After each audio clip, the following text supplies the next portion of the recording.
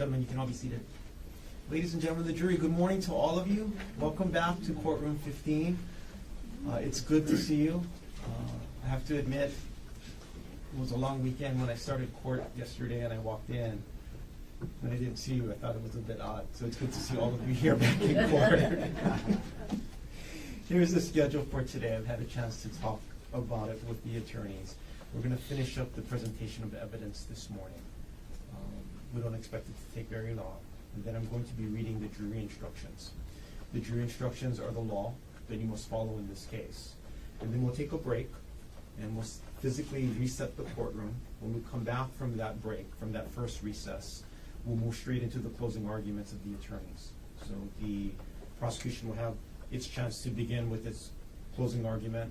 We'll take another break, reset the courtroom. The defense has the opportunity to present its closing argument, followed by any rebuttal argument by the state.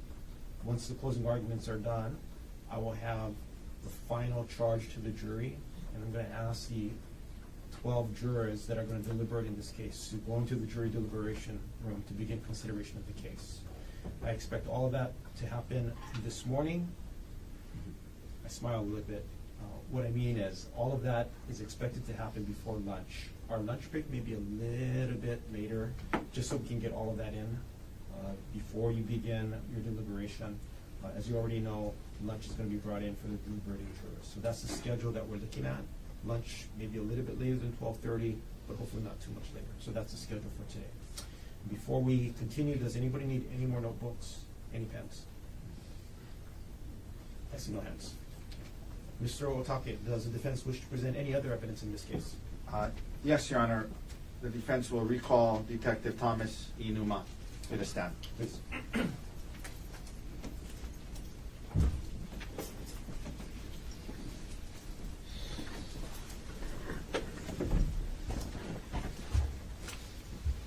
You can have a seat, Detective. Detective, you are still under oath. Okay. Good morning, Detective. Good morning. Just a few follow-up questions. I'm going to keep this short, but there's a few things I wanted to ask you about. You testified last week when you were called in a case by the state and asked questions by the prosecutor. You testified about your search of Gerhardt's computer and how you went through a number of files that were seized pursuant to the search warrant, correct? Yes. You worked with Mr. Garner, the prosecutor, in preparing for trial in terms of going through the computer documents and your testimony, yes? I work with the lead detective, but as far as the exhibits, the prosecutor's office were in charge of it. Yeah, so you worked primarily with the lead detective, but the prosecutor's office and worked with HPD to settle in on the exhibits, yes? Yes.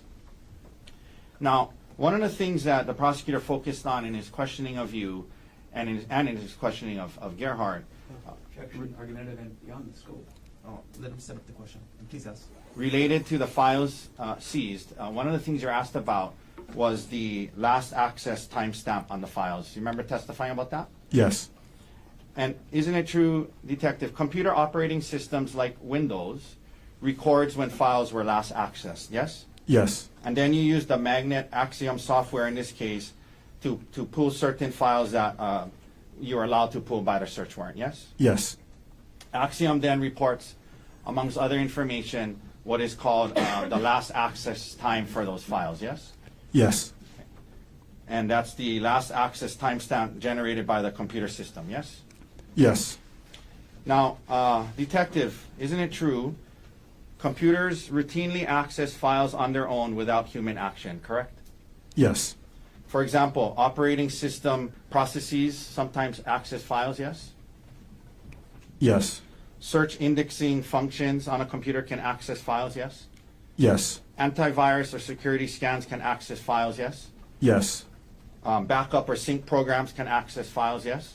Yes.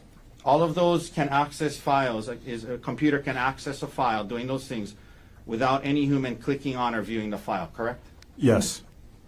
And when a computer accesses files that way, it will often update the last access time, yes? Yes. Even though it was not a human that accessed the file, correct? Yes. And you talked about your experience and the training that you've gone through to become qualified as an expert in computer forensics. Have you read literature related to computer forensics, and and the appropriate use of these timestamps? Yes. Isn't it true that there is literature that cautions computer forensic examiners from drawing too strong of an inference from the last access timestamp because of this issue related to computers accessing files instead of humans? Have you read literature that talks about that? Yes. Now, to be fair, the search warrant only allowed you to look at some files, some files that were accessed, yes? Yes, just within the time frame in 32 items. Yeah, the search terms, right? Yes. So you didn't have access to all of the files that may have been opened or accessed during that time period, correct? Yes.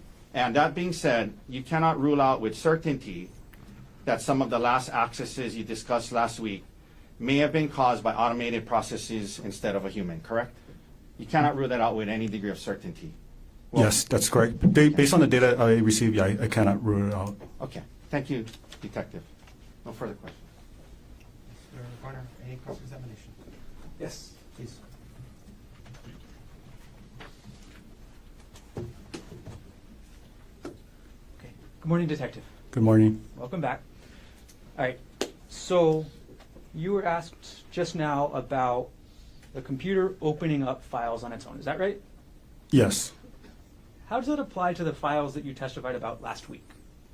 So for the files to open up automatically, so there's a thing called antivirus software, right?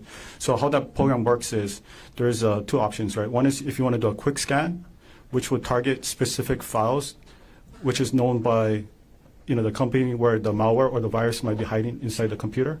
And there's also another a term we use is a full scan, which the antivirus software will scan the entire computer, right? Every files. How that works is if you do a full scan, it's going to look at every individual files and it's going to create a new access time. It's going to verify that these files does not contain virus. For targeted, it's going to be looking at certain files or folders which may contain the virus, right? If it doesn't have it, then just that folder itself is going to have all the same date, time, where it was accessed, because how the virus scan works, it's a sweeping. It might show in within the same date, the time, within milliseconds apart. Okay.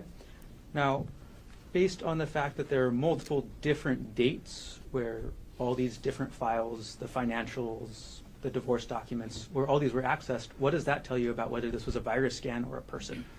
Okay, so how using the Axum software, if it's a case that's involved, if it's important to last access time, the file created date time or the modified date time, what I usually do is I look at the metadata. The metadata is data about the data. So for example, for photos or videos, right, it contains data such as created date time. It also have a modified date time. It's going to also show the last access time. It's going to contain GPS location data and the make and model of the device that was used to capture it. For files, it's going to contain basically the same thing. Might not have the GPS location data, but it might contain the author's name. And as far as when I was looking at when I filtered, just by looking at the date range where it was last accessed, I noticed that all the dates and the date and time that was accessed were all different.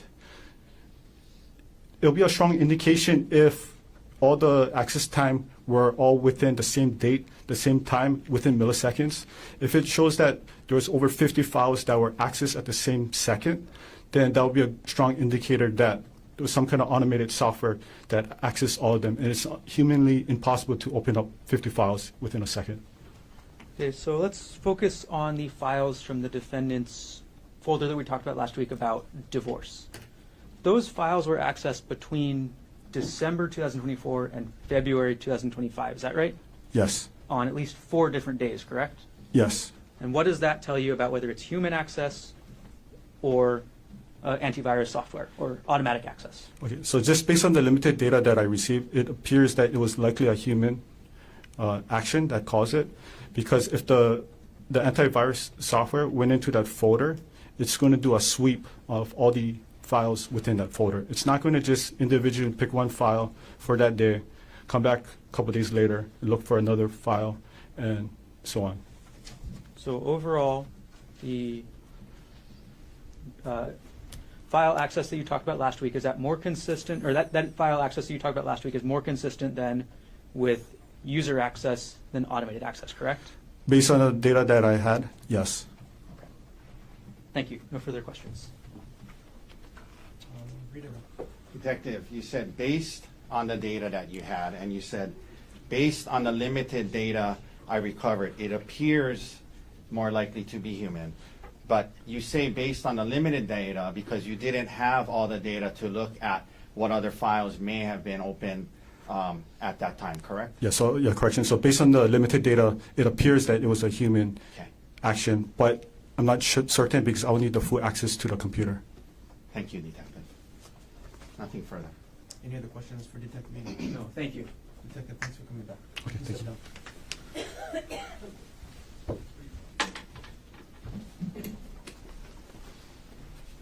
Mr. Otake, does the defense wish to present any other evidence in this case?